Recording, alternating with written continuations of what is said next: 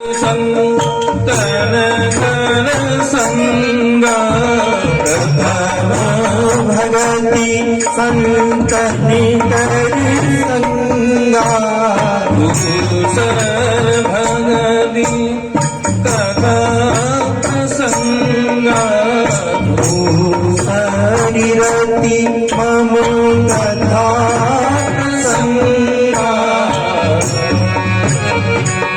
तो आपको अगर भगवान की भक्ति करना है तो पहली भक्ति है संतों का संग करना। बोले महाराज ठीक है, आप कहते हो संतों का संग करो, परंतु संत होते कैसे ये तो बताओ। तब कपिल जी महाराज कहते बोले माँ संत बड़े सरल होते हैं, संत हृदय नवनीत समान। संत का कभी अपमान कर दो, उस अपमान से संत कभी उनको दुख नहीं होता है। संत का कभी आप सम्मान कर दो, मोटी मोटी मालाएं पहना दो, उनको कभी सुख की अनुभूति नहीं होती है। ऐसे संत सरल होते हैं, दूसरों के दुख को देखकर पिघल जाते हैं। संत हम भी संत हैं, आप भी संत हैं, जो दूसरों के कष्ट को देखकर जिसका हृदय विदीर्ण हो जाए, दूसरे के दुख को देखकर अपना दुख समझे, वही सबसे बड़ा संत है। भक्तमाला में कथा आती है, दक्षिण में संत हुए अनंताचार्य महाराज, बड़े विद्वान, उस समय जगत गुरु थे। वहां के जो आसपास के जो ब्राह्मण आदि थे उनसे जलन करते थे, ऐसा कुछ कार्य करते थे जिसके द्वारा अनंताचार्य महाराज को क्रोध उत्पन्न हो, लेकिन उनको कभी क्रोध नहीं आता था, बड़े सरल थे।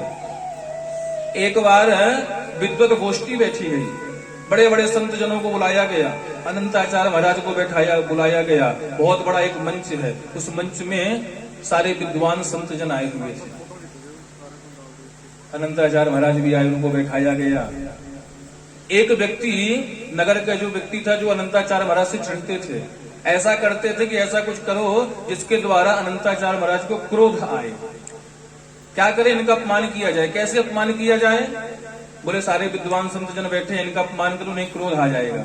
क्या किया जाए? जितने भी साधु संत महात्मा ब्राह्मण आए थे, सब मंच के बाहर अपनी चरण पादुका को उतार कर आए थे। एक व्यक्ति गया, एक रस्सी में सारे चरण पादुका को माला की तरह बना लिया और माला की तरह बनाकर उस सभा में गया और अनंताचार्य जी महाराज के गले में जाकर पहना दिया। अनंताचार्य जी महाराज ने जैसे ही देखा मेरे गले में संतों की चरण पादुका है, अनंताचार्य जी महाराज खड़े हो गए, उस चरण पादुका को चूमने लगे, उस चरण पादुका को मस्तक में लगाने लगे, नृत्य करने लगे। वाह रे, आज मैं धन्य हो गया, आज संत ब्राह्मणों की चरण पादुका को मुझे मस्तक में लगाने का मुझे सौभाग्य मिला है। तो महाराज ऐसे संत होते हैं, उनका अपमान कर दो तो उन्हें दुख नहीं होता, परंतु ऐसा नहीं कि आप अपमान करें। संत का ऐसा स्वभाव है, लेकिन कदापि आप संत ब्राह्मण का अपमान मत करना, क्योंकि भगवान ही कहते हैं एक बार आप देवताओं का अपमान कर दो मैं क्षमा कर दूंगा, लेकिन संत ब्राह्मणों का अपमान कभी मत करना, भूल से भी कभी अपमान ना हो। भगवान कहते अगर मेरे हाथ ने भी अगर ब्राह्मणों का संतों का अपमान कर दिया, मैं हाथ को भी काटने में देरी नहीं लगाऊंगा। ऐसे संत होते हैं। भक्तमाला में कथा आती, माधवदास जी महाराज बड़े ही भगवत भक्ति करने वाले माधवदास जी महाराज हैं। माधवदास जी महाराज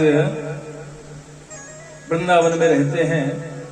इनका नियम है प्रतिदिन भिक्षा याचन करना।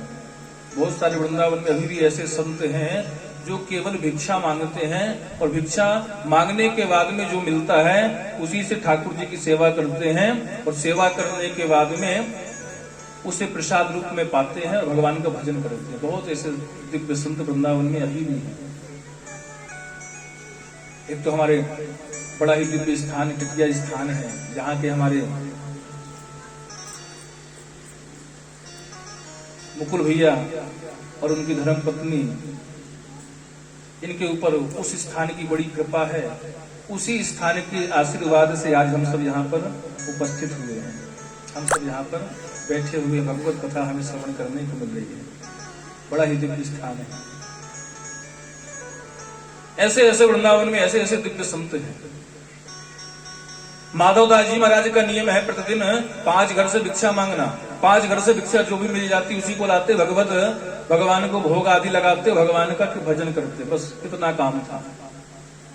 और ये नियम था, एक बार जहां पर चले गए 5 घर में, दोबारा उस घर में नहीं गए हैं। एक बार की बात, भिक्षा मांगते मांगते एक मैया के यहाँ पर पहुंच गए। मैया भिक्षाम दे मातु भिक्षाम दे। मैया ने जैसे ही देखा माधवदास जी महाराज भिक्षा मांगने के लिए आ गए, मैया को क्रोध आ गया। अरे देखो, देखने में तो हट्टा कट्टा है, अरे काम धाम करे तो भिक्षा से ज्यादा कमा सकता है। और यहाँ पर देखो सुबह सुबह भिक्षा मांगने के लिए आ गया, आज तो मेरा पूरा दिन खराब जाएगा। हम सब भी यही करते ना, हमारे घर में कोई अगर आ जाए तो अरे पता नहीं कहां से आ जाते हैं मांगने वाले। आप विचार करो कि आपके यहाँ पर वो मांगने के लिए आया है, आप उसके यहाँ पर मांगने के लिए नहीं गए। भगवान ने आपको देने वाला बनाया है। देने वाले का हाथ हमेशा ऊपर होता है, लेने वाले का हाथ हमेशा नीचे होता है। तो भगवान आपके ऊपर कितनी कृपा है, भगवान ने आपको देने वाला बनाया है। कभी भी हमारे घर में